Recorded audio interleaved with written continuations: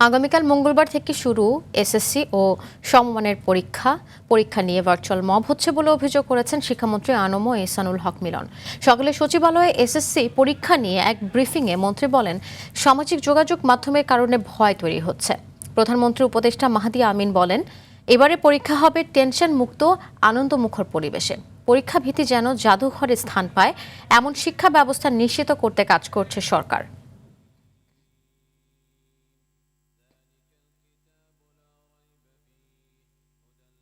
পরীক্ষা ভীতি নামক শব্দটি দূর করতে চায়, সাথে সাথে সম্মানিত অভিভাবকদেরও আশ্বস্ত করতে চায় যে আপনারাও আপনাদের সন্তানদের নিয়ে অকারণে আতঙ্কিত হবে না। আমাদের লেখাপড়ার কালচার নষ্ট হয়ে গেছে, সেখান থেকে আমরা ফেরত আসতেছি। আমরা তাদেরকে আনন্দমুখর শিক্ষা দেওয়ার জন্য ব্যবস্থা করছি, তাদের যত প্রিভিলেজ আছে সব আমরা দিচ্ছি।